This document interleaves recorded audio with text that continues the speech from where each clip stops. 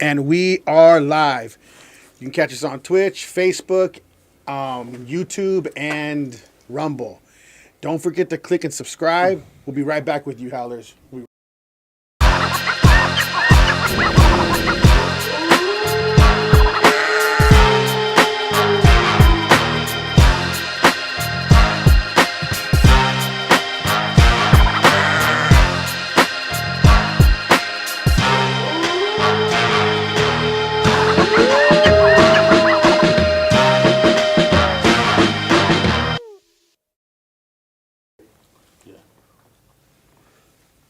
House of a Bass.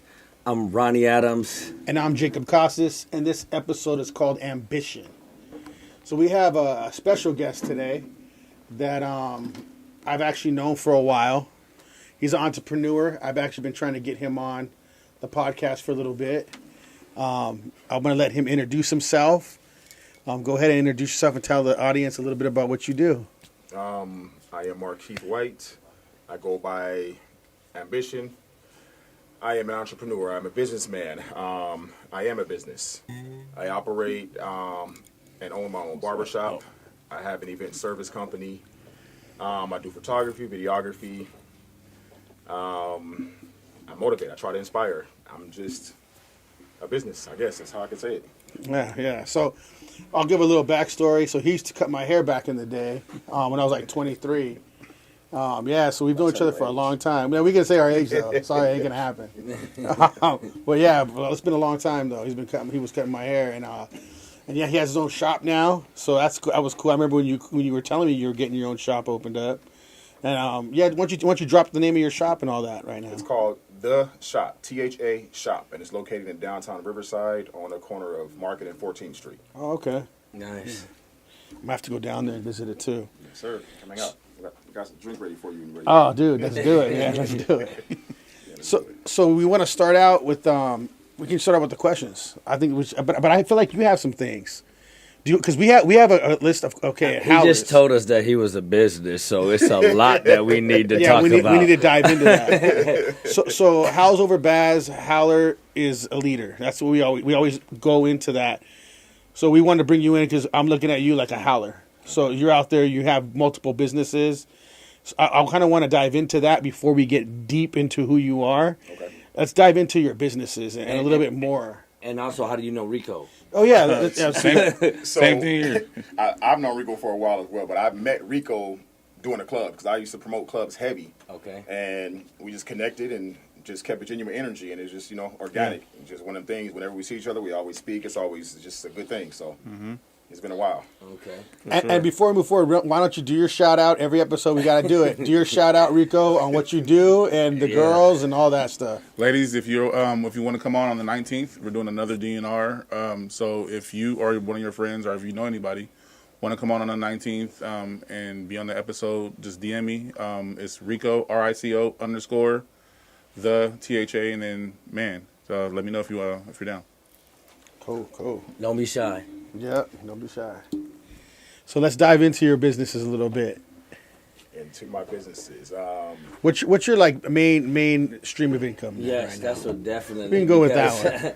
That's where the power is. What people need to hear. Yeah. Right now, my main stream of income is my barbershop right now. Okay. I have a barbershop.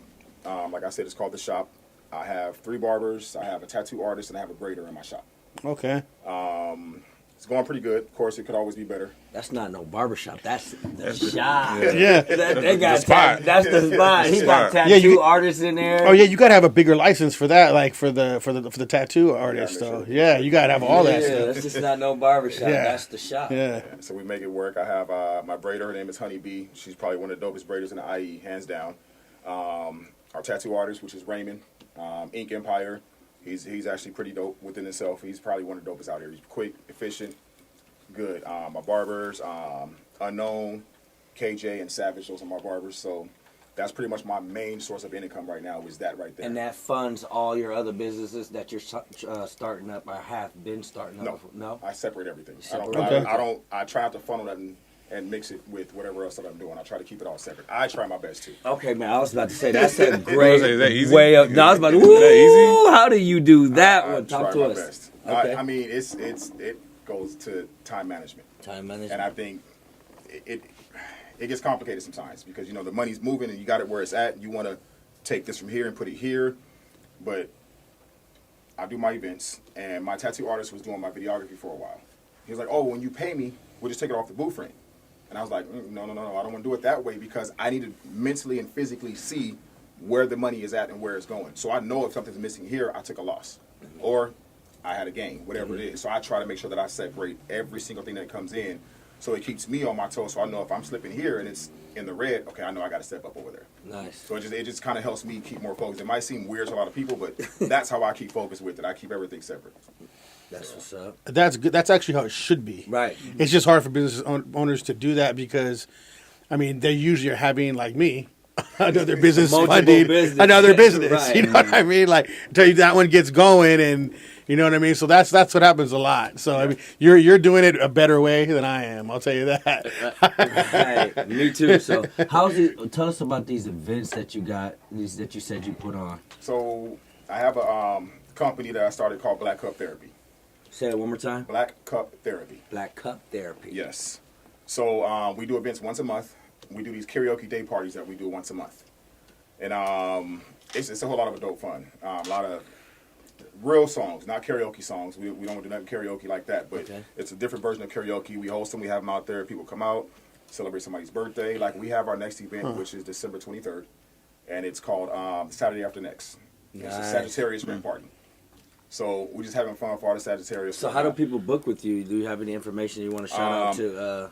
You can go follow our page, which is Black Cup Therapy. I don't run it. I don't operate it. Don't ask me no questions on there because I don't touch it at all.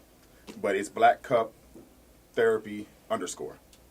Black Cup Therapy _. No weird spellings. All original spelling. Black Cup Therapy _.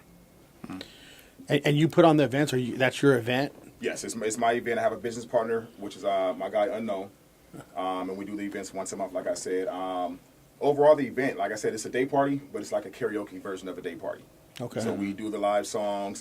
We play on the whole choir aspect. We have fans that go around, and each fan that gives to each customer that's in the building, consumer that's in the building, it has a different choir section. Like it might say soprano, it might say alto, it might say tenor. And our host at the time is just kind of playing on that, making the tenor sing a certain portion of the song, or making the alto sing a certain portion of the song in that aspect. So it's a lot of good fun. Just that sounds cool. Yeah. Entertainment. Yeah, we're gonna have to go. The howlers are gonna have to go up sure. there. We're just gonna howl. Come on, I got y'all spot waiting. I'm down for that, man. That sounds cool. But yeah, I wish we dive into the questions. I think, yeah. Okay, so there's a list of questions that we always give entrepreneurs, and we like the answers because I mean it would seem repetitive, but we don't get repetitive answers. Okay. The answers we get are unique, so I really want to kind of think about it even before you want to say it. Just go ahead and just really try to. And I feel like you got some things going on, but we have a list that what we believe a howler should have in order to be a leader, someone that an entrepreneur, someone that builds things. We have a different mindset than most people. I mean, we're a small percentage of the world, entrepreneurs, business owners. We have thicker skin. I mean, there's so much that we have to do as a business owner in order to push. We're literally believing in something that does not exist before we start the business. So the first question is, every entrepreneur, every man has to have a foundation that they build something off of, and God. So I wanted to ask you: is God in your life? If He is, where is He at? And do you build? Is that where your foundation comes from, or where does your foundation come from? I mean, for me, yes, God is in my life. I come from a long line of pastors. My father's a pastor. Great uncles, pastor. They built a church out in L.A. off of Broadway and 117th, wherever it's at, somewhere over there. But yeah, I definitely believe in God. Me personally, I don't believe that anything that we do is just us doing it. I do believe that He does guide us in certain directions. Yeah, we do create our own path in a lot of ways, but I do feel like that God is the ultimate source of where we're trying to get to. He's the root of a lot of different things, and that drive or whatever it is that we may have in that moment. Of course, it's a gift that we're given to a certain aspect, and but He is the root of it all, in my personal opinion. I believe that too, actually, because I mean, I look at it like there's some things that we understand better than we probably should when we're not even educated on it. And it's almost like it's given to you as a gift or something, you know? So I believe that. I like that answer. That's really cool. What do you think about that? I know you always have something to say about this topic. You always have something to say about this topic. I mean, he said it. He said it the best. He said that God is in everything. I believe it. I believe God is in everything, whether it's the good or the bad. You know, and a lot of people only want to see God in just the good. You know, and sometimes like we preach or we try to teach. You know, oh, this is God or this is God, but like you said, God is in everything. Yep. What do you think, Rico? Might as well get you on this one. Same. I mean, same. We're here right now for a reason. You know what I mean? No matter if this is going to have a good outcome for us or for somebody else, it happened for a reason. You know what I mean? It wasn't an accident. So whatever you do, I believe. You know what I mean that God is in it. Yeah. Same. I think a lot of that, to touch on that real fast too, is that a lot of times when you said the good and the bad, a lot of people will rely on God when it's bad for them. I'm gonna lean on him now because I need him right now. I need him. Right. But when things are going good, Right. you're not thankful. Right. You don't appreciate it. Right. You don't really even look at the fact that where you are now is probably because of him. Right. It's this, I did this. I'm here. This is all me. Yeah. Right. So people really lean on God when it's Convenient. convenient for them. when they're hurting, when they're at their Right. lowest point, when you're at your rock bottom. But what about when you're at your highest? Right. Well, I even So that's think crazy. too. Go ahead. Oh, no, I was gonna say I even think too. Like a lot of times when you think that something's bad, you're like, man, like why didn't God help me out with this? What's going on with that? That whole situation that you think and you believe is bad, actually God used that for on purpose, because if you would maybe worked with this certain person or you would have got this certain deal, things could have happened where it could have messed up your business or done something else. So you believing that it was bad actually could have been for the good. And I kind of think a lot of stuff that I've done in business went that route, realizing, man, I'm glad I didn't get that customer. I found out he did this to this other business. You know, so I believe a lot of the stuff that we believe is bad, that we see with our own eyes, God didn't allow us to get in that situation for a reason. Keeping you from something. Yeah, Protecting you from something. So that's another thing that I think that's a good one for that. But let's dive into the next one. This one I love hearing what entrepreneurs say about this, because we've been getting some different answers. Some really good answers on this one. The leadership. Oh yeah, the last two. Dang, man, we're getting some answers, they made an man. impact on my life for sure. Yeah. So, and I want to that? we're gonna go ahead and tell you a little bit, like after you answer this, I want to tell you a little bit about some of the other stuff that we had said from when we asked this question. But obviously, every howler has to be a leader. They're going to lead in their career, in their business. I mean, as a man, we know that we automatically need to be leaders because at some point in our life we have to lead our family. So I just believe there's a gene in us for us to be a leader regardless. There has to be a leader in every man. So, but as an entrepreneur and as a business owner, so it's a little different for us because we have to lead at a higher level on top of that, on top of the families. But I wanted to ask you, what do you believe a leader is? A leader has to be one of the greatest followers ever known to man, in my personal opinion. I don't believe that anybody can lead, and never follow. I think to be a great leader, you have to have an excellent mentor. I think to be a great leader, you have to have an excellent ear. I think to be a great leader, you also have to be able to not only to have that great ear, but to actually be able to differentiate between where you should react and where you shouldn't react. But I think, me personally, I think the greatest asset to a leader is being able to follow first. And a lot of times people think that leading just giving direction, giving order, giving this and giving that. Sometimes you might have to follow your flock in order to get to where you got to get to. It's people don't look at it from that aspect. People just want that title to be in charge. And sometimes you got to sit back and observe everything. You don't always have to speak. Sometimes you got to just sit back and just let everything flow the way it's supposed to flow and follow what's going on. Be observant. That's a great answer. Great answer. And that's definitely how a leader became a leader. Most great leaders became a leader, exactly what you just said. Sometimes we have to sit back and just listen to understand. Because a lot of times in high positions you get cloudy You know what I mean? Sometimes you get big-headed, you know, and sometimes you not become a good listener to understand, like, hey, like you said, the flock is saying this. You know what I mean? This can help. They're not here to hurt. They might be able to hear. They're here to help. You know what's funny is I never heard that before. We had a podcast. It was one of our first with them, with Diamond Studios. Again, shout out to Diamond Studios.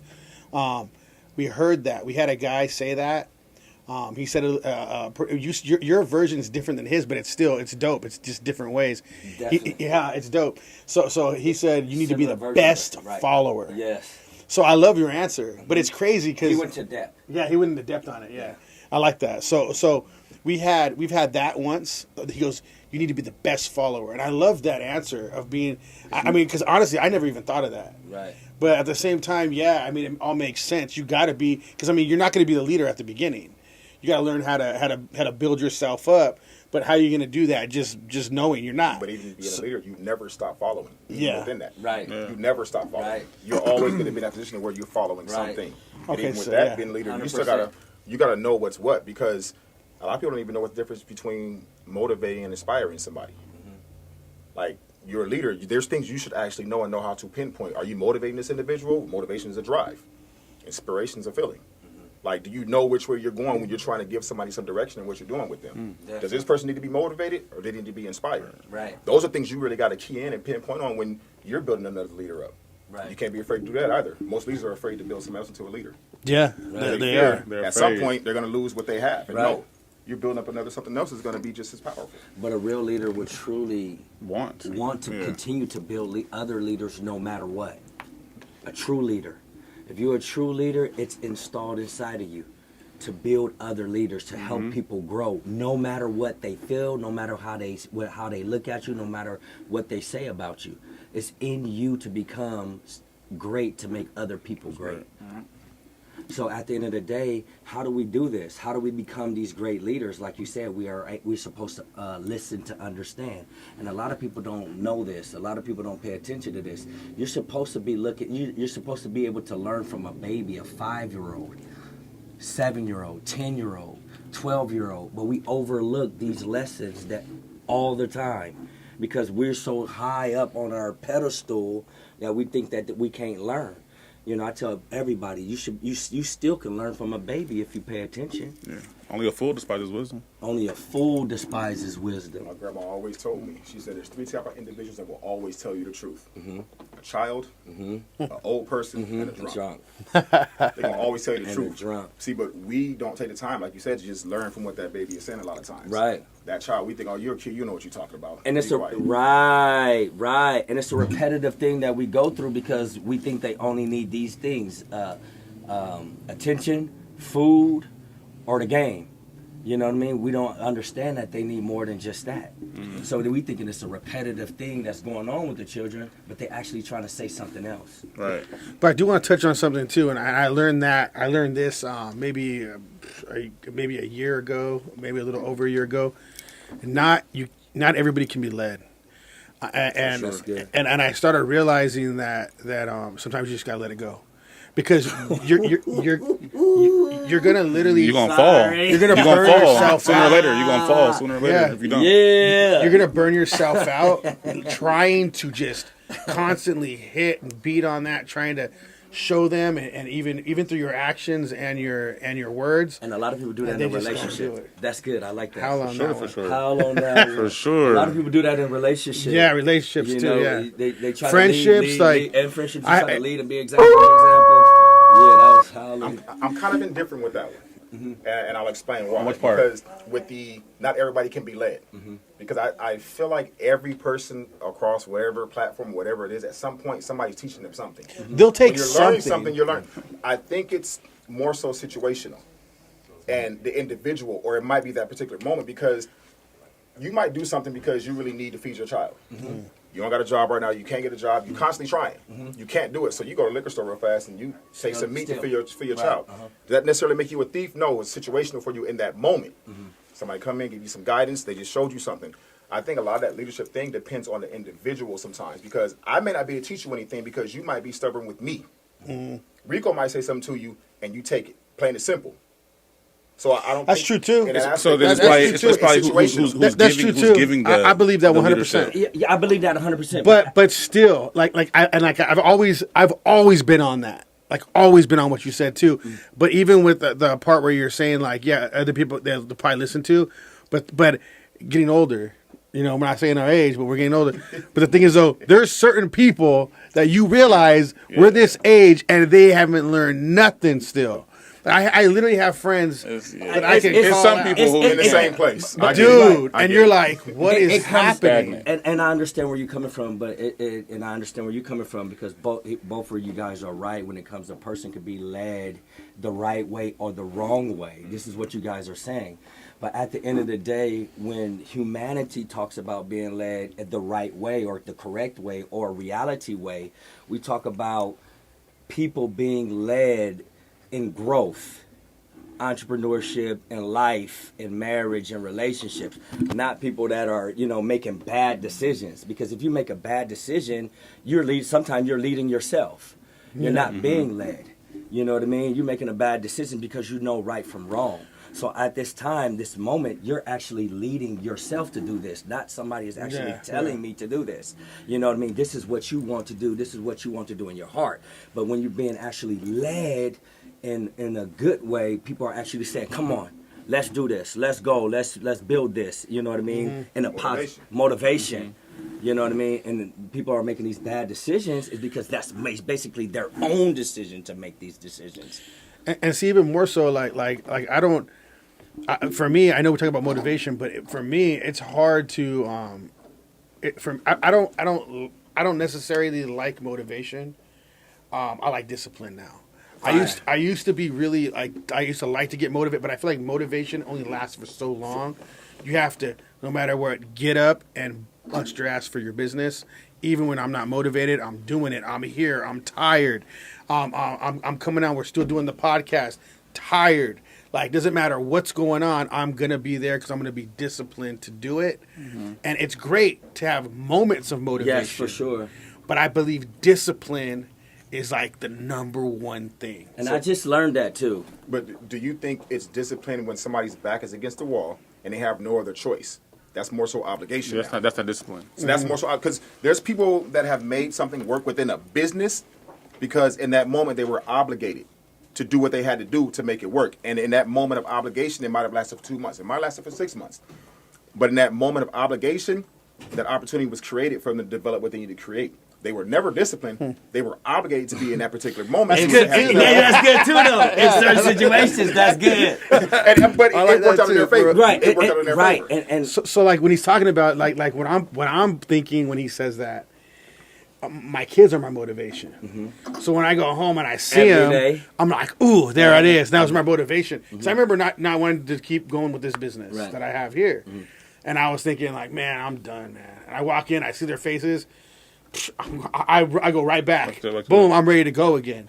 So I believe that, and I never thought of that. that's good. So that's something else to think about that I never thought about. And motivation is important. Yeah. But I Sometimes like, you need to, yeah. But sometimes, but at the end of the day, I'm still going to lean towards discipline being every. Yeah, discipline overrules Overrules it every everything. time. But I feel like now that he said that, because I powerful. would have never Yeah, I would have no, been like, no, it's I didn't think discipline, of it that way. discipline. No. But during the hardest times of my business, my career, if I didn't have my kids' faces to motivate me, I built the probably would discipline. have quit Probably would have the kept laying business. down. You just laid down. I probably would have been like, I'm done. Certain I'm like, screw it. situations build discipline. So I feel like I balanced myself on discipline and motivation back then. but you do and that's need 'em crazy. both. During your hardest times, dude, that makes a lot of sense now. He just unlocked. That makes a lot of sense. Access granted. Because if you think about it, like your hardest times, you're relying on both. Yeah. You might rely on your discipline. Shit, dude. So you might rely on your discipline when you're living your life, right? But when you're ready to quit on things, like okay, and then something can motivate you to keep it rolling. That makes a lot of sense to me. It's something has to keep you motivated Something has to happen. every day. Reminder. Almost. Yeah, I like that. But you still have to be disciplined because motivation still Only for gonna so get you long. For so long. Yeah. And I'm gonna explain that. Why is that for me in my life? You know what I mean? Why I feel like discipline is way up here for me is because I listen to motivational speaking. I listen to motivational, like music stuff, that motivation to help my spirit. You know, I talk to different people. I let certain things out sometimes. You know, people motivate me. But that, for me, only goes so far. Like, because I still have those real human mental Urges, moments, you know, that I can't pray away. You know what I mean? I have these moments, that reality that I can't pray away, that I can't make happen. I can't ask God to be a genie for my life in 2.3 seconds when I need, or I feel I'm in need, or something has to happen in my life right now. You know what I mean? Motivation only can help me so far. You know, speaking into my own self, speaking into my own life, my own spirit. You know, putting on a minister or a preacher or a teacher motivating to me can only last for so long for me. I'm in a season in my life to where only thing that get it done, be disciplined. You know what I mean? When nothing else is motivating my life to keep going. Yeah, my children is always going to be at the forefront. Who am I doing this for? My children, myself. But at the end of the day, it's those times was like it's hard. And we're talking about real reality now, not just you know what I mean. Feel like everything's about to fall apart. When everything is about to, you know what I mean. I've been there. Yeah, you know I've been there. So what I felt like, what I've learned is, I came this far. And discipline, I have to keep going. Yeah. You know what I mean? So what if it was by chance and not discipline in those particular moments? What if it was chance that you came where you at? And it was teaching you something in those moments. I learned through every moment that I've been through, and you know what I mean. I've come, like I said, I've every experience, every good experience, every bad experience. You know, everything that I've seen with these eyes, every place that I've been. You know, every person that I came in contact with, even yourself. Today, pouring into this podcast, I've learned something from you. Yeah, just you right now, I did right too. Now, I was like, damn. So at the end of the day. That's the greatest thing is everybody around you is supposed to motivate you. You know what I mean? That's why these people are here, because they're motivated to be here. Something is motivating them to be here. But you still, as a human being, going to go through those times when your back is against the wall. And motivation, I know all these people love me. All these people got my back. All these people are cheering for me and rooting for me. But this stumbling block is in my way. God help it move out of my way. So at the end of the day, my discipline tells me to keep moving forward no matter what it looks like. You know what I mean? That's my discipline, where I come from. I come from here, you know what I mean? And I know where I'm trying to get to. You know what I mean? So discipline has been the core, even in this season of my life, not just, I mean, even of course motivation, but it has to be done by any means necessary. That's going to be for the rest of my life. I'm not ever coming out of that season. That it has to be done. You know what I mean? And the only thing that's going to get it done is me getting it done. Period. Do you believe in speaking things into existence? Always. Always. Not just biblical. You see what I'm saying? Because people be doing it and don't even know they're doing it. The laws of attraction is real. I believe that. That's real. Yeah.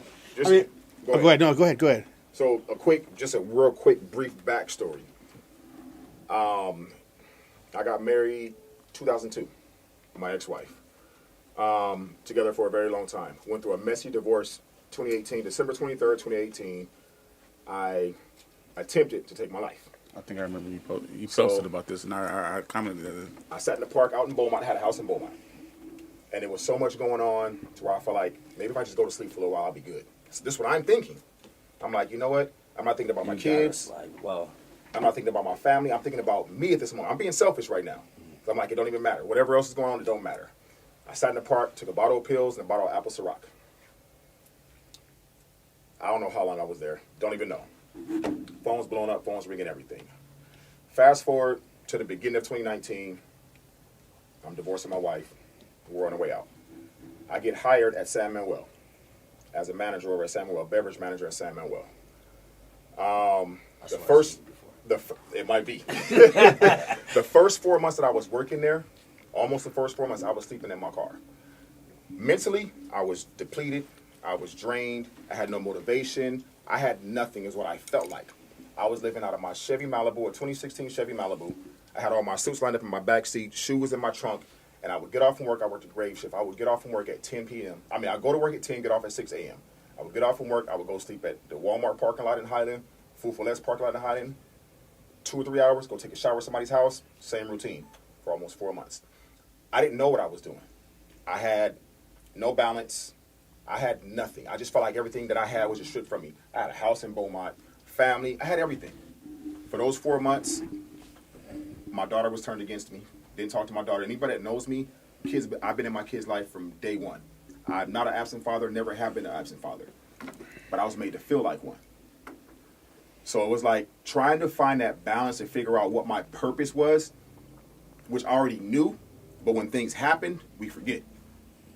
Trying to figure out where I was supposed to be, what my job was supposed to be, who I was supposed to be. I had no idea of anything anymore. I felt like all my identity was just stripped of me. Stripped completely. Damn. Being humbled to the level of having to sleep in your car, knowing everybody else views you as this man who look like you have money. You dress nice. You do this. You do that. And all the while, you just at your lowest point. You can't go no lower. It took for my son. He came to me and he said, Dad, because my uncle had passed away, like right before all this happened. And he came to me, this time I think my son was like 11, 12. He said, Dad, I don't know what happened, but Uncle John came to me in a dream last night. And Uncle John said, whatever you're doing, don't stop, because you're doing it right. And I was like, yeah. It made me cry. And I'm like, the night prior, I asked God, what am I supposed to be doing? What am I doing wrong? What am I doing right? And for my 12-year-old to come to me and to tell me that whatever I'm doing in that moment, I'm doing it right. Mm-hmm. So all it was me literally trying to figure out where my place was supposed to be at, because I had forgotten. Mm-hmm. All it was keep steady, remember who you are, and stay focused. That's all I had to do, because I wasn't doing it. And it was one of those moments that really broke me all the way down, from trying to commit suicide, from going through the divorce, trying to rebuild, trying to figure out where my next step was. And when I say that built within me, I guess, a true entrepreneurial mindset, mm-hmm.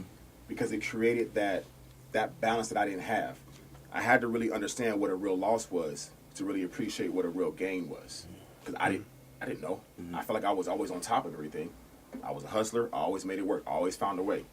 But for 4 or 5 months, I couldn't find a way. I knew nothing. I felt hopeless. I was lost. Didn't know anything. It was one of those things where I had to continue to push regardless of what it was like. And I don't know if it was discipline. I don't know if it was motivation. I don't know what it was. I can't really pinpoint what exactly it was. But whatever it was, it kept me pushing towards what I was trying to get to. Mm-hmm. Fast forward 2023, I am not as successful as I want to be, but I'm better off than what I was. But that humbling experience of having to be without nothing, not being able to depend on anybody. I have brothers, I have sisters, I have cousins, I have everybody. I couldn't count on anybody. I couldn't turn to somebody who I'd given $100 to the week prior and ask them for $5. Nobody. Yeah. Mm. Good. I wish I could take the time to dive into everything that I just heard. Mm-hmm. Yeah. You know what I mean? Just to get a few questions answered. You know what I mean? Like, and I'm gonna ask a few if you don't mind. Oh yeah. So, in this moment and at this time, you were sleeping in your car. Yeah. Let's go back before that. And you said that you lost your home, you was losing your spouse, and your business. You were working in different places. I mean, you were working at the casino, and how did you get there? Like, what? How that low point? To that low point. Like, how did you get to that low point to where you're working, you know, and this, you know, divorce is going on, and then you're sleeping in your car? How did you get to that point? I think mentally, I had completely shut down. I had a barbershop in Beaumont. During the process of going through the divorce, I lost focus of everything. So when you lose focus on your business, which should be bringing your income into the household, now you're not bringing the income that you want to bring in. So now you're beginning to feel less of a man. This is deep, because we know somebody who's been through this before. And men need to hear this, because men don't talk about this kind of stuff. This is awesome. Men don't talk about this kind of stuff, and a lot of things that we've been seeing this podcast has opened a lot of doors for men to talk about things to each other. And I think it's good if other strong men can help either even figure new things out from this situations, because we've all been through things. And it's crazy. So like how he was saying, he would give somebody $100 and he couldn't ask back for $5 because outside looking in, I'm okay. You're okay. I need this. I would see him on a weekly basis during that time, right? At club club events, looking smooth. Yeah, play as hell. I see you know what I mean. Suits. You know what I mean, having fun, smiling, laughing. And sometimes we just covering it up. A room full of people, and you still feel lonely. And we just covering it up. And I didn't see it. But like you said, men need to see this because nowadays the suicide rate for men is blown out the roof. It is. Right. I mean, you know what I mean? And if he has somebody or this type of platform to share, maybe it would have changed right. something. You know what I mean? And it's kind of, you know what I mean? It's hard to say. It's fucked up that niggas got to go to the car. But how often instead of hitting up the homie?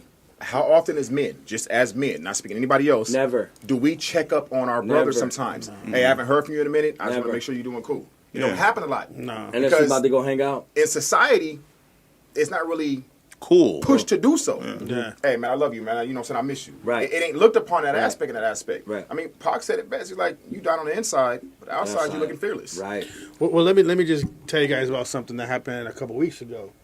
My ex-wife, she called me. She her cousin's husband. I've known him since honestly around the time I known you. He's a police officer. He was going through divorce with my ex-wife's cousin, and in front of his two daughters, he blew his brains out. no. This just happened, literally a couple weeks ago. So like, I'm just showing like to these people, this literally just happened, right? You were in your car thinking about just wanting to die, right? And you pulled yourself out, but not everybody does. This guy didn't pull himself out of it. Depression looked like everybody in this room. Depression smiles. 100%. Depression is a smiling face. There's no coat or a jacket for depression. No camera or no picture.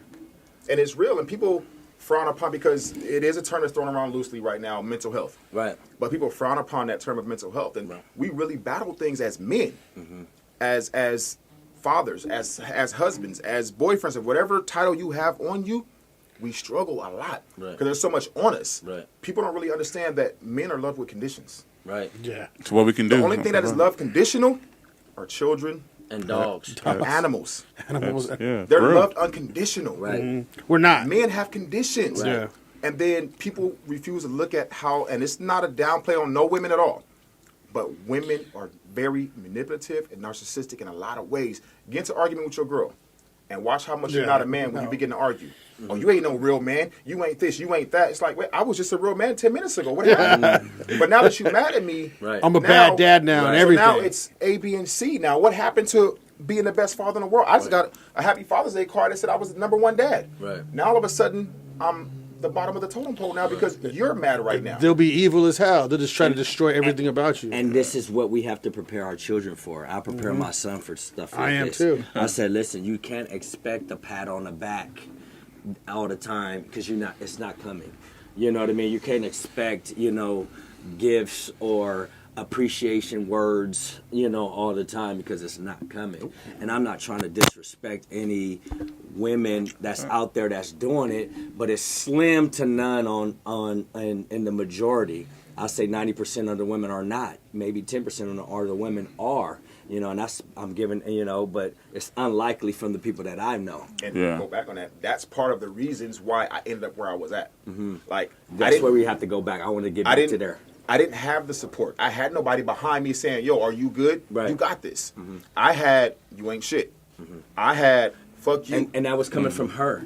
Oh, yeah. The person that you thought was supposed to have Are you guys together now or not? Oh, no. divorced. No, that's my ex-wife. Oh, No, okay. no, not at all. Did you guys rekindle? That's what I meant. No, rekindle, no. No. Wouldn't happen. No, sir.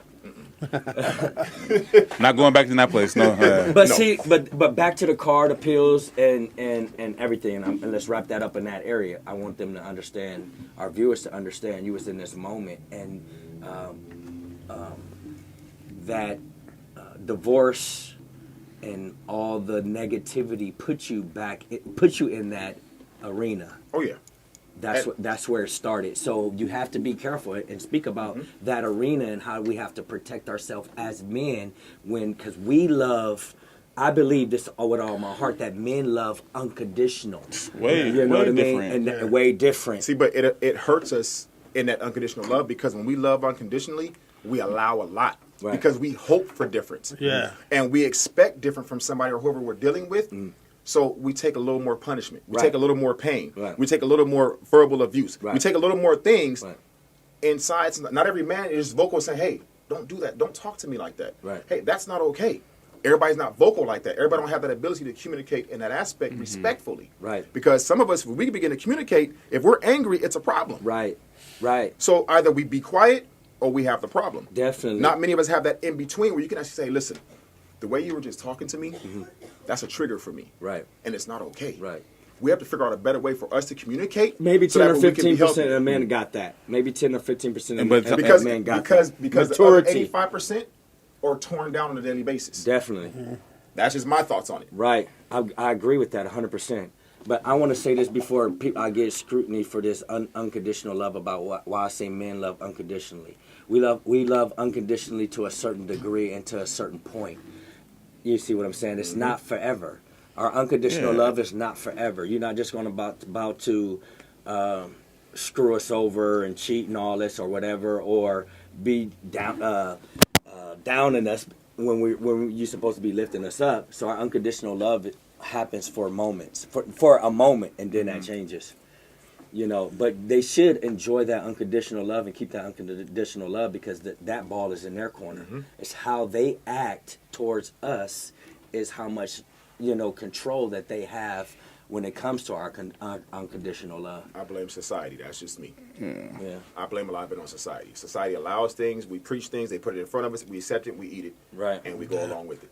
So sure. and then it becomes an unappreciative thing because all men wants is appreciation and peace. Most of what happens is learned behavior. And that's just how I see things. Most of what people do is learned behavior. Yeah. Right. You don't automatically just be hating somebody. Right. You Hate learn is that taught. somewhere. It's taught. Right. I want to get into this next question because I feel like this is a good question. It's getting good. already. To follow up on right now. So every howler, every leader, right, has to be strong. Strength is a huge part of leadership, of being a howler. But there's so many different ways of being strong, right? Physically, mentally, spiritually. So even with the situation that you were in, the amount of strength to dig yourself out of that hole that you were in, and even the motivation that your son gave you, and those words coming from your son. I mean, God probably put that dream in his mind to come from him to tell you because it's coming from your seed, your son. Out of the Right? mouth. Mm-hmm. So, but the amount of strength it takes someone to dig themselves out of that deep hole. I mean, where do you? Let's go with this at the beginning. Like, where do you feel you got your strength from? And what do you believe a true leader needs to be strong in all these different aspects of life? I think it's an unfair term to place on any man that you got to be strong all the time. I think that's unfair. At some point, you're going to need to be weak. And that's a part of being a follower. It's not necessarily saying that you're a weak individual, but at some point, you're going to have to back up so you can Be do what's vulnerable required. at Open to times. You're listen. going to have to be That's vulnerable. it. And to expect a man or a leader to be strong 24/7, I believe that's breaking that man down. And people can argue that point, but I believe it's breaking that man down. People always say that black women are some of the strongest women in the world, and I feel like that's an insult. I feel like it's an insult to say that a man should always be strong, whether it's mentally, whether it's physically, no matter what it is spiritually, it's not okay. At some points, you need a time to be able to unwind.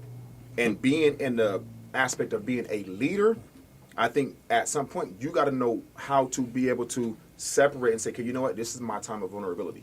This is my time where I can really be weak, because if a person's on guard all the time, of course, you're being strong. But when your guard is down, you are now in a moment of weakness. You're now vulnerable.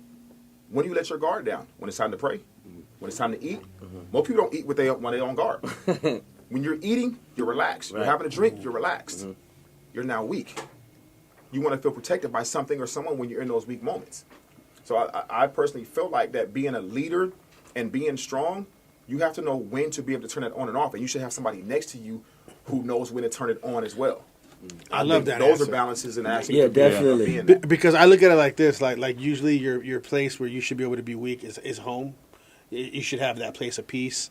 So you're wearing your armor all day, especially as an entrepreneur and a leader. You're wearing it all day long.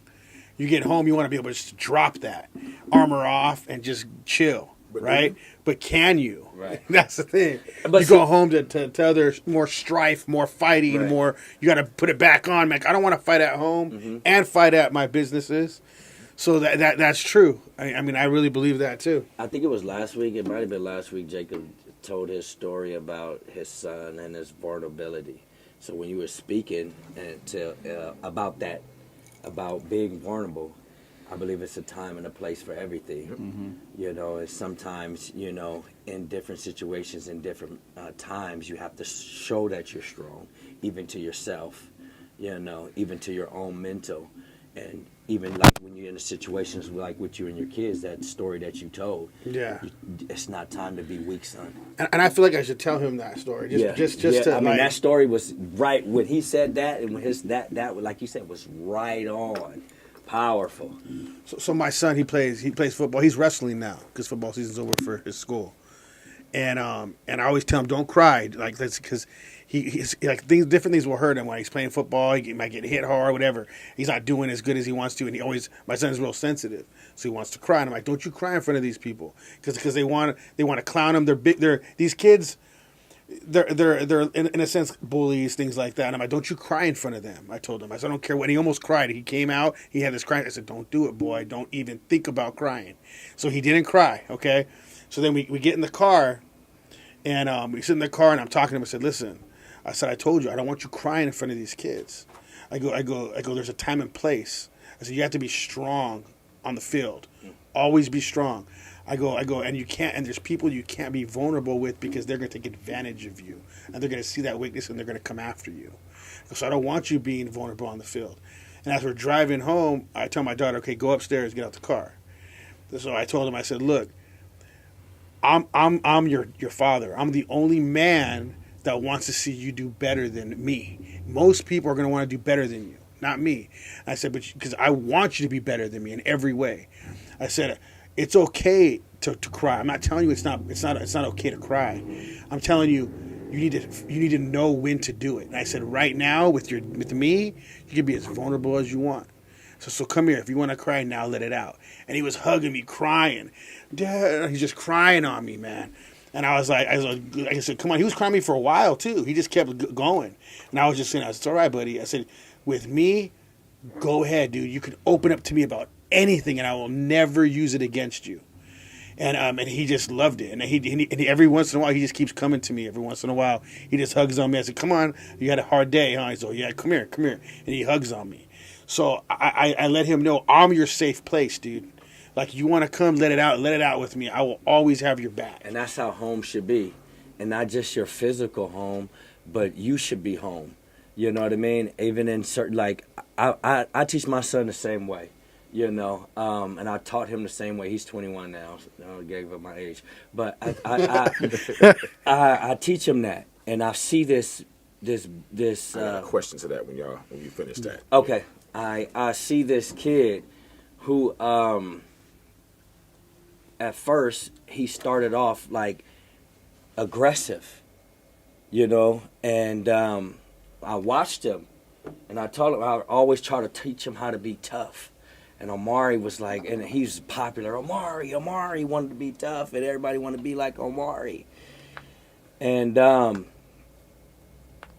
one day, he came and, you know, he understood, like, one of his friends was getting picked on or whatever, and they was fighting or whatever. A lot of people were fighting. And he showed me, like, a video. When he showed me this video of these kids fighting and things like that, I said, and what did you do? You know, and I seen this kid getting a mess beat out of him, and he actually looking at this kid. And I said, this kid is crying. And I said, if people are laughing and things like that, and they're going to be picking on them and stuff like that, I said, why you couldn't be the better person in this situation? And he said, dang, you're right. I'm a change. So I could see my son growing from me being me only teaching him how to be this tough kid to being able to change his vulnerability. Because I'm like, I don't want to just raise a tough kid. Yeah. I mean, I want my kid to be strong, but I also want my kid to be vulnerable also. I want my kid to be able to, understand that learn it. And I just told him this. Learn how to be sensitive in certain areas. You know what I mean? Be sensitive in certain areas, not just be tough, but be sensitive in certain areas. Yeah. Because my kid, I don't care how everyone else teaches their kid. My kid ain't gonna be running around school crying in front of his peers and people picking on him. Yeah, they love that. They love to that. see that. They love you. They feed on that. It's like the wolves are gonna come on and get them. That we all know there's no blueprint to life. There's no real blueprint because what worked for you to build this business might cause me to fail mine. Right. So it don't work That's good. for everybody. That's good to say too. It really don't work for everybody. And Yeah. for me, I'm a very emotional man. I was an overly emotional child. I'm not afraid of showing my emotions, as you've seen just minutes prior. Right. Me neither. I'm not afraid to show my. If I'm feeling a certain way, Right. I'm gonna express that. Right. You spoke about your son playing football. A lot of us are different in a lot of ways. Sometimes our emotions channel through our tears. When I played football, if you ever saw me cry on the field, don't be in front of me. It was one of those type of things. Not an aspect, so it turned into something different to where I didn't get teased for it. It was like, oh damn, we got him. He got tears. You might be angry. It was a different type of energy. Yeah. And that's just like if you fighting too. Yeah, it's a different don't thing. make me cry because if a tear come out of my eyes, it might be a problem. So it's a different thing. And so I think the way you handled that was excellent. Me personally, I feel like when a person has to be emotional, I don't think we can really tell somebody where to be emotional at in a certain aspect. I feel like in certain aspects, you can kind of direct them to kind of channel their emotions to a certain degree. But to tell somebody, don't you be emotional in that room right there, that's not the place to be emotional at. Emotional at home, you can do that. Yes, it works because you need a safe place. But if you can't get to your safe place, you just hold your emotions in and you kill yourself because you're holding your emotions in? Yeah. Like how do you balance that out? I don't think there's a real balance to say, hey, you're only emotional with me and only at home. Yeah. It's the best thing you can tell your child because they need it. I can help you out with that because we're talking about a situation where a person should never be emotional. And the reason why you say, how do you tell a person that you shouldn't be emotional in that? In that situation, let me explain this. So if I'm sitting at church, right, and I'm using this for an example, a lot of people say, oh, you're just supposed to hold your emotions in, right?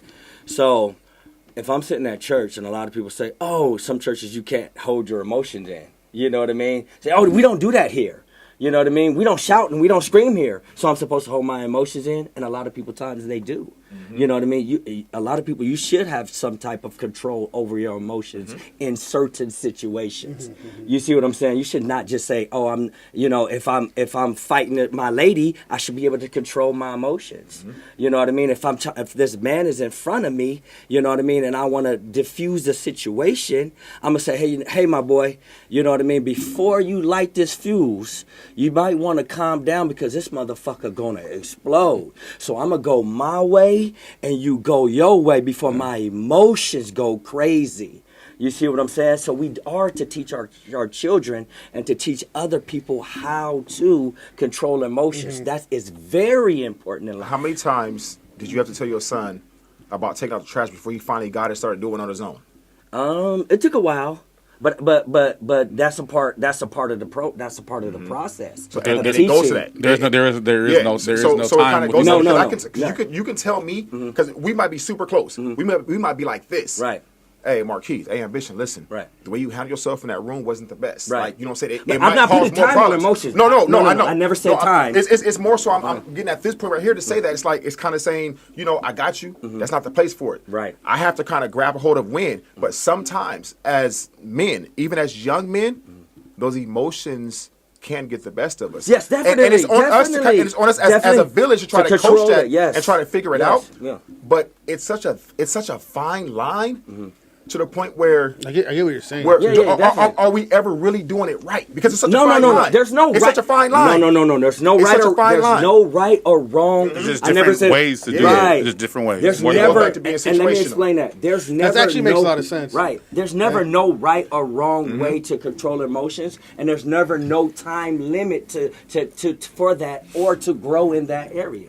I just know that, like, but see, our generation was different. Like, I remember something happened when I was a kid, and I cried, and literally I got jumped for it. Like, all these kids were pretending like they were friends with me. I went to a bad school, and they all jumped me, and I had to, like, fight my way out of there. So our time was different. Like, you can't be caught crying in school. No, you not even you know at what home. I'm saying? No. I got my You said mom. not even at home. My mom had 7 brothers. Shut up and stop crying, boy. So if any one of my uncles saw me crying, I was getting my ass whooped. It was not okay. I was always told, you better not cry. Don't you dare do Right. it. But it's like That's for the era me, we grew up in. I would cry when I get overly excited and I'm filled with joy. That's fire. I would cry when I get upset. That's good. I can cry when I'm just overly just emotional to a certain degree. And I'm trying to tell us it can happen at any moment. And I don't necessarily tell myself this ain't the place for that. I personally don't. I also tell myself this ain't the place for that. But I'll tell you this: if someone, when I was younger, if someone did try to test me because I was in a state of emotional, they're gonna have a problem on their hands.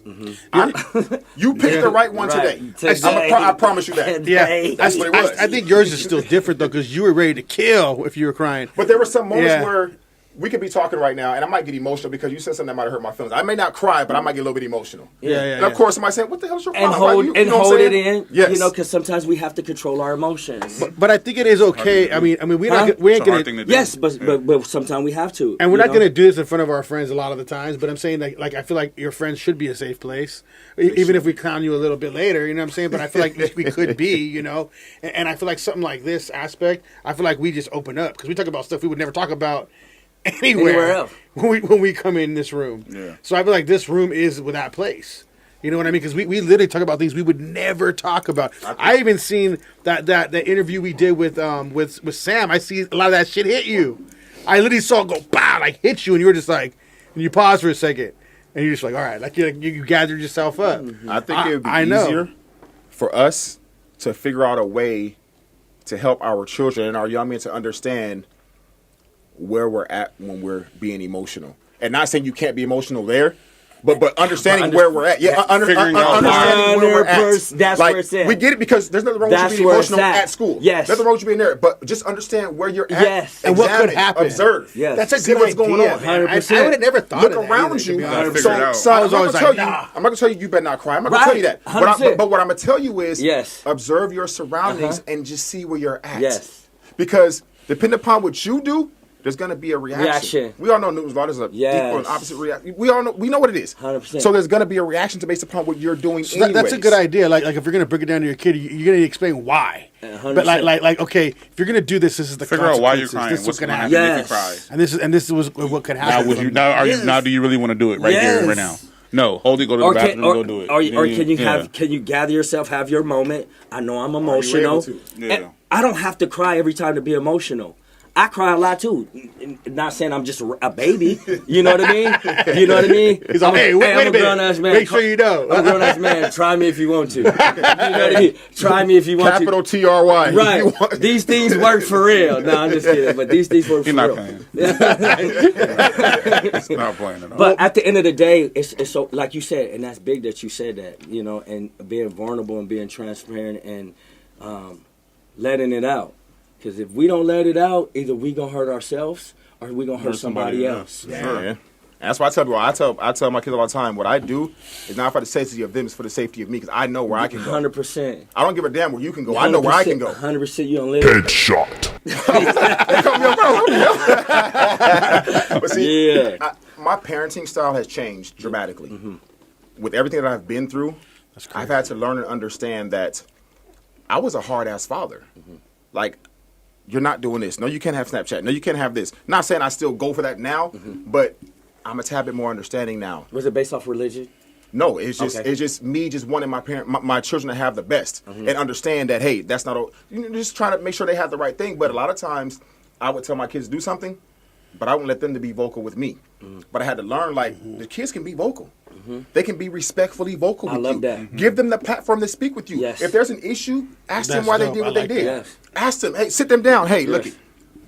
you might be angry right now, but let's figure this out. Have a seat. Come talk to me. A, B, and C happened. Explain to me why you allowed that to happen. And why do you feel like that might have been okay? And then allow them to have a voice. Most parents, shut the fuck up, go in a room. I'm the dad. That's how we were Yeah, when we were growing up, That's how we were raised. you ask more than one time, you get your ass And kicked. that's Right. it. But how many times We do ain't we got no allow opinion. our children now to say, hey, you know what, Dad, listen, you were talking to me earlier, and the way that you were talking to me made me feel bad. It made me feel less of a person. Hey, Damn. how many times I could call my son and put him on speaker right now? That's how I raised, and I'm not to toot my own horn. My son is a beast, and I'm grateful that but he sat there and that- actually listened. My son sat there and actually listened to me pour into him. You know what I mean? And actually, like you said, giving him a voice and able to allow your son to say, hey, I'm sorry and tell your son, I'm sorry that I was wrong. I actually tell your son, I'm sorry that I talked to you that way.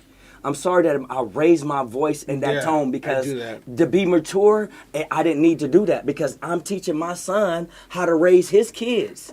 I'm teaching my son how to be a father. So at the end of the day, I made sure that I gave my children a voice. Hey, tell me if I'm wrong. Tell me what I was. The world strips their voices every single day. Right. Every day. They can't say certain things. They Right. can't say it a certain way. Damn. My son is 17. I had it with him today.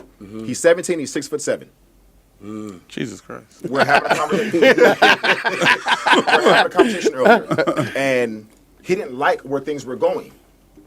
But instead of him responding respectfully, he began to respond with a hint of disrespect. And I said, "Listen, I'm gonna tell you this right here and right now. You're like, boy, The way Right. the way that you respond is going to dictate where this conversation goes. Right. So I'm giving you full control of where this conversation goes. Now go."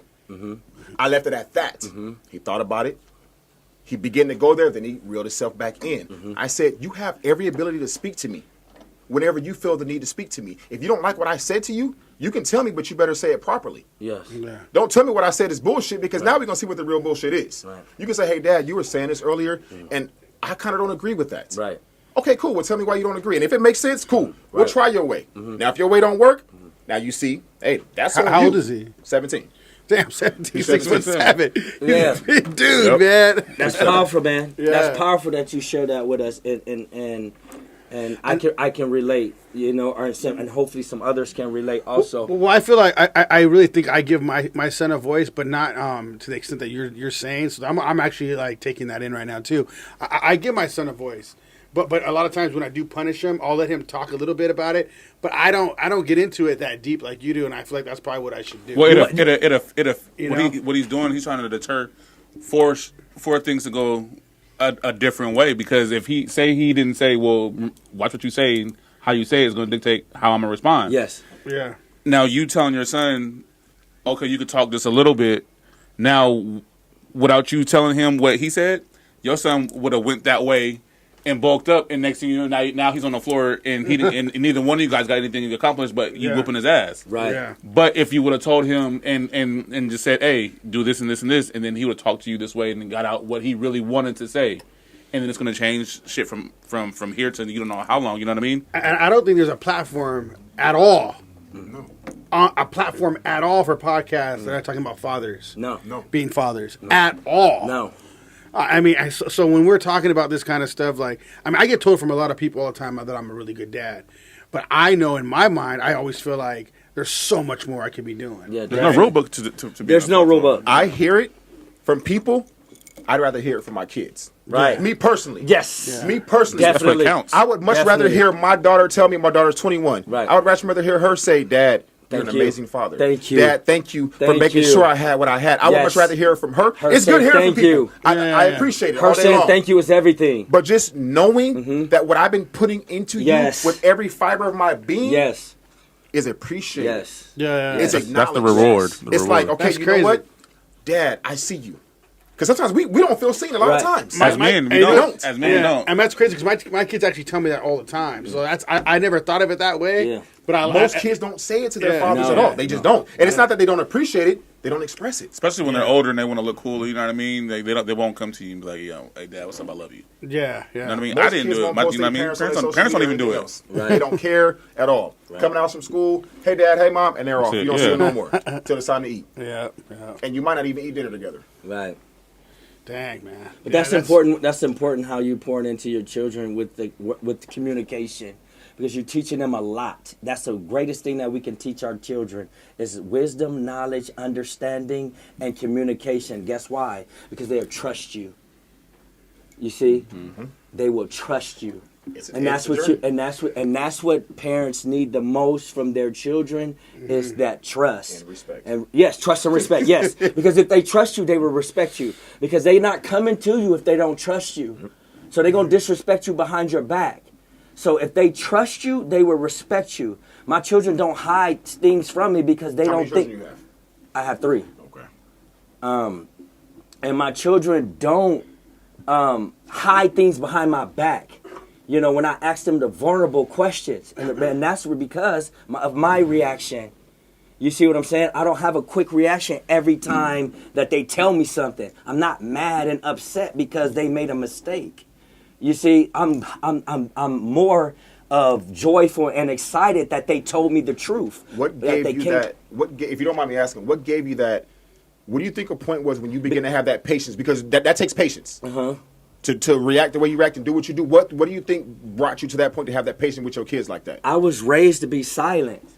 They silenced us as kids, that we couldn't talk. So I didn't want my kids to go through that. So to answer your question, I raised my kids to be that, to tell me the truth. Don't lie to your dad. I don't trust you. Since 2 or 3 years old, I make sure that they understand that telling me the truth and being authentic with me, that I can trust them no more. You trust your dad, I'll trust you. So at the end of the day, now they respect me the most.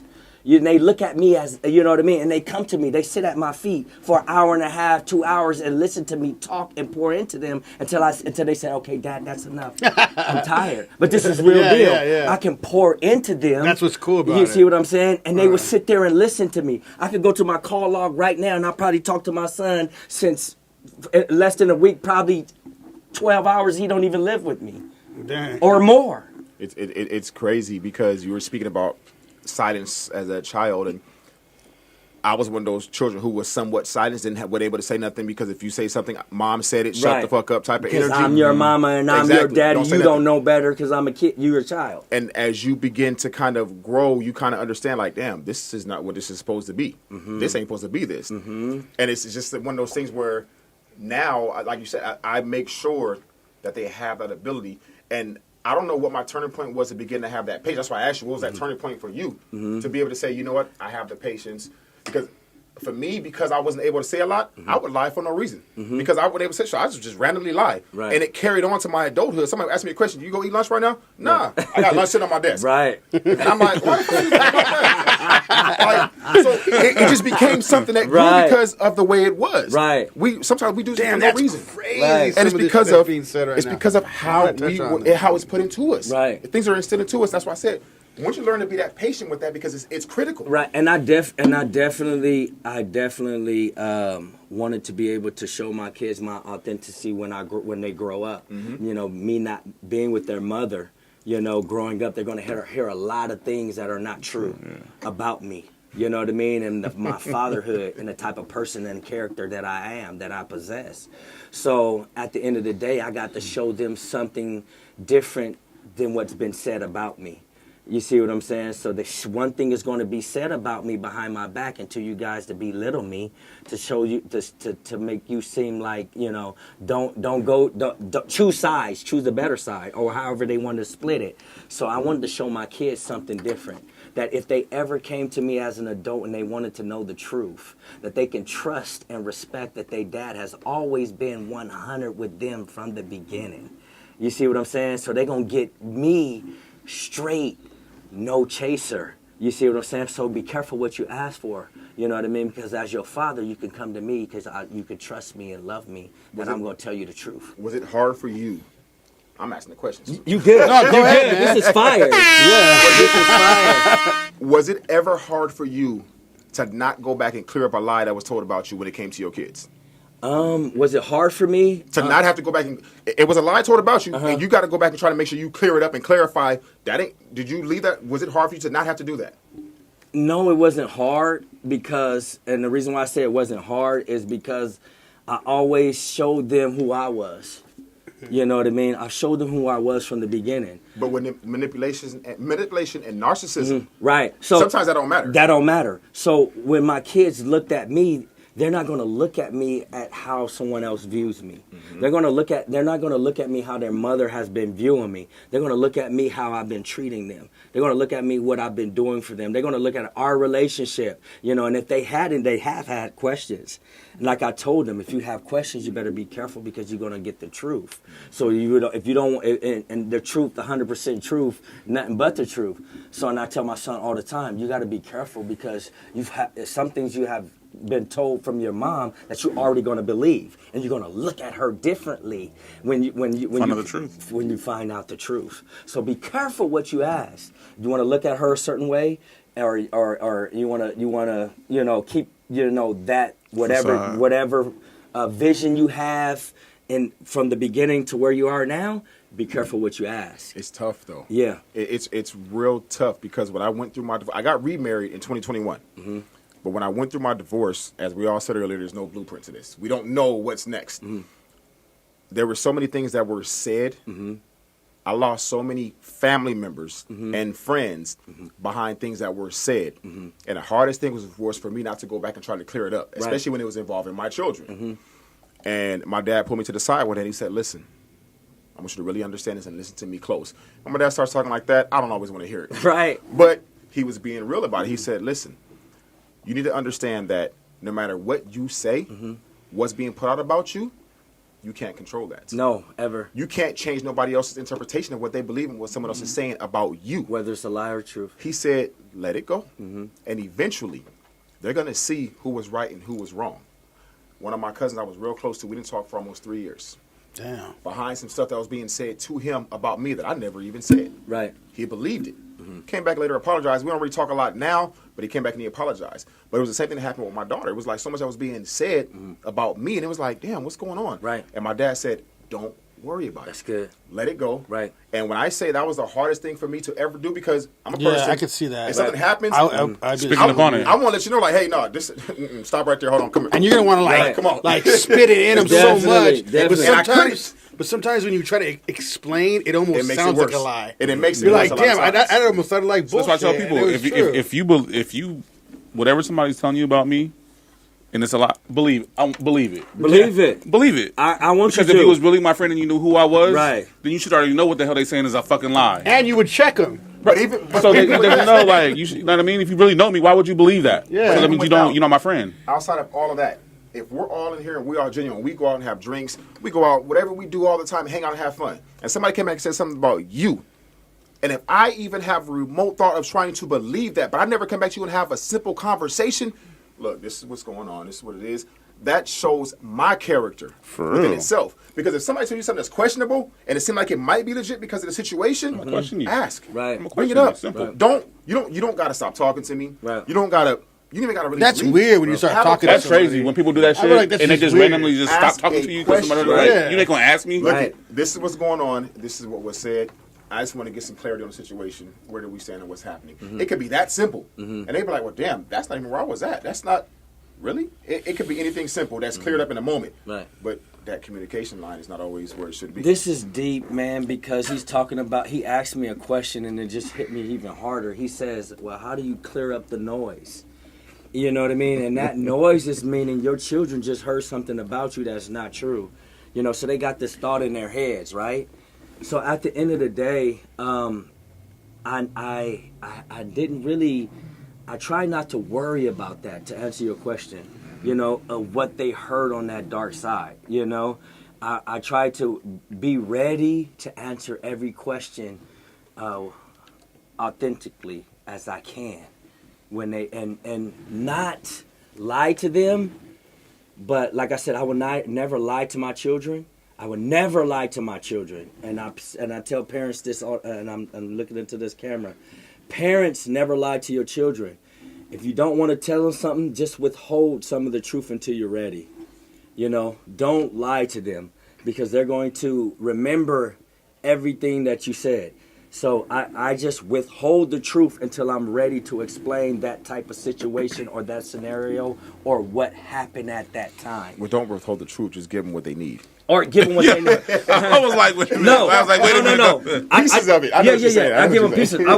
I mean, not withhold all the I know truth, what but I you're just give them. Hold up, we got some chats. I just don't give them. So I want to hear who's writing in the chats, and let's see what's going on. Did I say hold the truth completely? No, you said withhold portions of the truth. Yeah. For you just don't give a. So give him a white lie. You got some good No, ones? don't lie. You have any good ones? White lines. Oh yeah, go ahead. You read them. Read the good ones though, not all of them. Just which ones you think is good. Dr. Patty Anford, she said, emotions are powerful. In the mic. Emotions are powerful. Come from your thoughts. You actually, she said you actually. Hey, Patty. How you doing, Patty? Shout Thanks for out to watching. Dr. Patty. Dr. Patty, how you doing? Go back up. And find it for him again real quick. Okay. That's dope. She listened in tonight. She said she said you actually release oxytocins Yep. from crying. So Yes. I mean, you know what I mean. It is healthy. I'm Yes. telling you, it Damn. Yeah. I didn't know that. What, we got any other good ones? But men act like they don't cry. They be in their bathrooms over these They'll do girls. that shit by They themselves. be in the bathroom over these girls. Jerron Hicks said, "Yo, y'all killing it. Keep growing and grinding." Shout out to the Jerron. credit guy. Yeah, Thanks, he was Jerron. he was on a podcast. Oh yeah. He's in Maryland. He's in Shout Maryland. out, Shout man. out Thanks for- for watching. But That's there- good enough for us. Thank there- you. There are Appreciate some it. men, some of us men, that sit up on the edge of our beds at night, unsure, with just that big feeling of uncertainty, and just cry because you don't know what your next move is going to be, what's coming next. And like we spoke earlier, we don't always have that community to feel safe and to feel comfortable. Yeah, for sure. We don't always have it, but there are a lot of men who battle with that. Well, when you look at like a lot of entrepreneurs, especially entrepreneurs, I'm not just going to say entrepreneurs, any men, but I mean, as an entrepreneur, your business is ran off of you.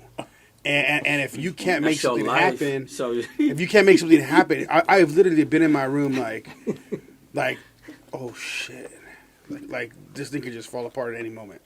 Like for certain situations that's going on, like I'm like, damn, I got payroll, I got rent, I got everything coming up, and we don't have enough right now. Like, what the fuck am I gonna do? And I literally have to go. Like, I have to tell myself, just shut the fuck up, dude. Just shut up. Keep pushing. Keep moving. coming in every day. Yeah, and I have to. You wanted to stay home. dude. Yeah, You didn't want to be here. yeah, But man. you still had to come in every single. You had to get up out of that bed and drive here. Dude, and every single yeah. day. There's times there's legit times, dude. I want to leave and just go somewhere. My barbershop opened up last year. Well, I purchased a shop from another barbershop owner. October 15th last year is when everything was signed.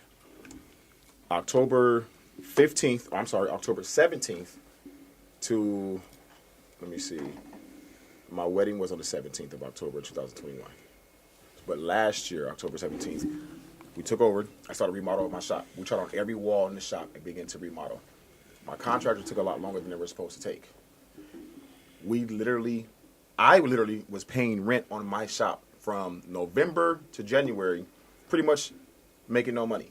Damn. When I say the amount of stress was on my head, because at this point, you got to make sure you figure out how to make the money. I left my job June of last year. So I left San Manuel. I was off from work for like 9 months. It was still San Manuel, now Yamava. So yeah, now it's Yamava. So I left there and I didn't work for like 9 months. I had a nice savings put up, and I was like, damn, my savings is getting kind of low. I got to figure something out. I took a job at Mechanics Bank, just at Mechanics Bank. Mechanics Bank, and I'm working. I'm like, this ain't me. I'm at the house cutting one of my boys' hair. My wife was like, babe, you should go back to cutting hair full time. I'm like, nah, I'm cool. I just had lost the love for it, and I didn't want to do it no more. And she said, you should go back to cutting hair again. I was like, nah, I'm cool. I went to work the next day. I mean, the very next day. I'm sitting in my cubicle. We're doing the loans, the repos, and everything. I'm at my cubicle, and I'm like, this shit ain't it. I got on my computer, typed in, submitted for my LOA, never went back. That's crazy. I left that day, and I never went back. And in my mind, I told myself, I don't have a plan B. I don't have an option. Yeah. From June to October, I ended up buying the shop. See, that's crazy. But in my mind, I didn't have a choice. I said, love it. Either that's life for us. That's life for I us. said either I'm going entrepreneurs. all the way in, That's life for us. or I'm losing it all. I don't Yes. have an option. That's how I looked at it. Markeith, check that out. I feel like an entrepreneurship mind life works for us. different than a lot of other people's minds. Yes. Because I actually check ain't this going out. back. I had a Ain't no good. plan B. Ain't no plan. Ain't no plan B. Ain't no plan So, B. so ain't going I got back. a really good job, like a really good job. It was the most money I ever got paid as a diesel technician, right?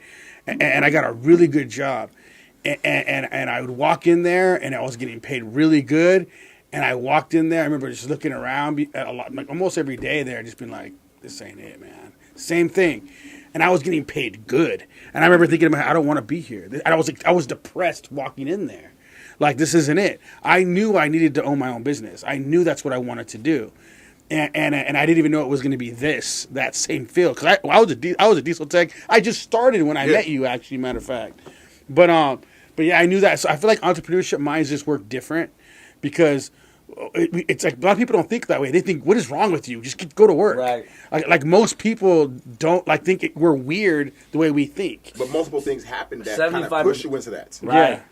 No, I was just going to say 75% of people think the way you just said. I just said, I'm just yeah. going to go to work. Yeah. But What do you that's mean? not Go to what work. we're Because it's routine. Yeah. But, It's see, but routine. we weren't designed for that. Nah. And there's so many elements that led me to leaving the job. Like, for instance, because I DJ. And I have my godbrother, my little brother, he's a producer. He DJs as well, but he's a producer. He produces for Kaylin and One Take J and a lot of these other artists that are out there. He produces for a lot of them. And at this point in time, he wants me to be his manager. So in the middle of the day, he's trying to have a conference call about business. I'm working at the bank. I can't even have my phone in my cubicle. Right. So now I'm missing important phone calls. It's going to help him in his career. Ultimately, it's going to help me in my career. I'm like, cool, I want to make it work, whatever. Luckily, my manager, who was one of the top managers, he's one of my best friends.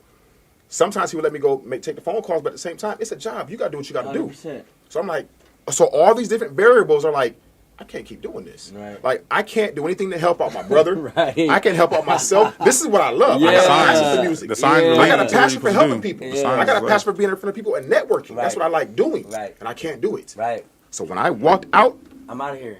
I'm done. I'm not doing it again. And I'm doing it. And I've been going full force, making it work the best I possibly can, and just going. But it took those steps to be like, what are you doing? You weren't designed to sit behind a cubicle on a phone talking to somebody all day long for 8 hours. We feel Are like you we're able just to pay this? existing. Are you able to pay? Exactly. We feel like we're just existing in life. How is the DJ thing going right now? Yes. If you don't mind me asking. So DJ's going pretty good for me. I actually have a DJ that I manage, which is DJ Unknown. He's also my business partner for Black Cup Therapy. Yeah.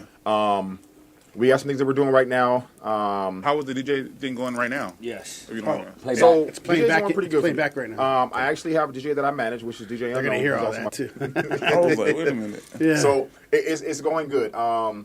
Getting him, because I love DJing, but I want to be more of the person empowering others to get in front of people and do their and Behind the provide scenes. what they're doing. Right. So I got a team now that I've been putting together. So back to what we were talking about earlier with the things. So I have that. I push my DJ. I have a couple of photographers and videographers that work with me. Right. That I put them out in front of events. So all of you guys, all of this business is able to work together. Everything in works your together. events. Everything works You did together. that. Everything works dude. together. You did that. That's badass. So You did that. I put on events. Keep going. I I'm do sorry. them. Thank you. And so it's something I had to do something that works with together because I can do all those things. I'm a hell of a photographer, not being cocky or arrogant. No. I've shot for Nipsey Hussle, Okay. my boy High Tone. Like I didn't shot for a lot of individuals. I didn't DJ for a lot of people. I've DJ for Chris Brown. I've DJ for Ace Hood. I've DJ for a lot of individuals in those aspects. But it's something about putting someone else in position to be able to do those things that makes me feel accomplished and good. That I feeling's can have worth fun more all than day money. long. That feeling's worth way more than It money is. when you Right. see somebody doing some good. So to answer you, things are going pretty good. They could be better. Always. But it's now always. get back because I took like a 4-year layoff. Yeah, I was 'cause- like off the club scene. I was nowhere to be found. When I was going through what I was going through, I didn't want to be bothered with nobody. Mentally, I just was like, I'm drained. I can't do it, and I just took a break. And now I'm back into what I'm doing and getting back into my network and talking to people and connecting with people and just doing it. So it's actually going better than what I expected. Could it be going better? Always. But it's still going good, and I'm grateful. I'm blessed. I'm in a place now where I feel like So I control my destiny more now. Nice. So are all of these your business owners, or like are you CEO of any like over everything? No, it's all me. All you. So my barbershop, it's under my LLC, which is Driven by Ambition LLC. My Black Cup Therapy falls under my LLC. My Ambition Visuals, which is my events that I provide for the events, all that falls up under my LLC. So they're all umbrellas in front of my LLC that we just provide and what we have to do. This is beautiful Man, because P. Diddy over here. right. This is great. Took that. This is great because no matter what they say about you in your past, look at me now. Exactly. You know what I mean? They can say whatever they want to say about you. You know what I mean? Even about me. They can say whatever they want to say about me and what I did, and to my kids, what I did when I was growing up. But look at me now. You know what I learned though? No matter what you do, good or bad, they always gonna talk. Right. Yeah. Let them talk. So give them something to talk about. Give us something to talk about. What I do now is I Give show them up something to every talk fucking about. day. Uh-huh. And then when I don't feel like showing up, my wife gets on my head. Like, what are you doing? She told me the other day, she said, you do know that if you sit back and relax, your shop gonna fail. Never stop. And so it's just, and to some people it might sound harsh, but it's a reality. It's a reality. If you reality. get complacent, Yes. if you get comfortable, Yes. if you act like I got this shit, Right. that's when you're gonna start losing Right. your grip. Well, this And is you- what I always say too: is howlers could still do bad shit. Yes. So we got to get out of that line. You know what I mean? You got to make sure you always stay a howler. A holler can still do baz. Yeah, Shit. yeah. When you relax, I'll take a day off. Like, we'll take off and go down to San Diego. Like I told her, I said, we're going to take off and go to Texas in a week or two to go visit some family out there. That's Just not to a be able day to do off. You're those still things. moving. Yeah. And, We but still it's moving. positive. But it's more the positive aspect now. It's You the get some men- it's enjoyment. taking care of the mental. See, because me, I'm a person where I get up, I'm like, I'm going to go to work today, but I'm leaving early. We're about to go have some drinks. We gotta go get some, because I'm a foodie. I got a restaurant saved in my Apple Maps. Every city I'm in, I got a restaurant I need to get your saved. number before I leave so I can be like, hey, where do I need to go? I got the best margaritas in Long Beach. Like I'm spots, locations. I'm going. So I'm like, damn, this is the day we're going to eat. Don't worry about it. We're going to eat. She works from home. She's a case manager. She works from home, but she's in school too. So her workload is heavy. Yeah. We already went like a half an hour over our time. Oh, damn. But I'm going to ask you one final question then, because we got to definitely have you back on again. Yes, sir. Definitely. I kind of want to do something, and I'm going to tell you, I think we should do something with him, Vernal, and Sam. That'll be powerful. All of us on there That'd too. be You know what I mean? powerful. And so I think that'd be good. But I wanted to ask you this last question. So, and this is going to be a lot right here on this one. So, Markeith White, Yes. you strip away. I mean, it's already that's kind of crazy. Strip away everything you have right now. Get you down to your bare bones. Everything you've been through you. Everything, man. Who is Markeith White? Who are you as a person? Who are you now, right now? If you had no looks, no dress, none of that, just who are you as a person deep inside? Who is your character? Who are you? I am the emotional, vulnerable giver. I love it. Above everything else, I give, but I give with my heart. So without nothing else, no matter what I have, that's me. I am the person that's constantly going to look out for the next individual, no matter what I'm dealing with. So like I said, I am that emotional, vulnerable giver. That's a good one. Good one. Yeah, that's a Never good one. heard that one. Yeah, I haven't heard that one either. Like and Rico can tell you, like, if I literally have $50 and we solid like that, and you need $40, you won't know that's all I have. I'm giving you that $40, and you would not know a damn thing. I don't need to brag about it.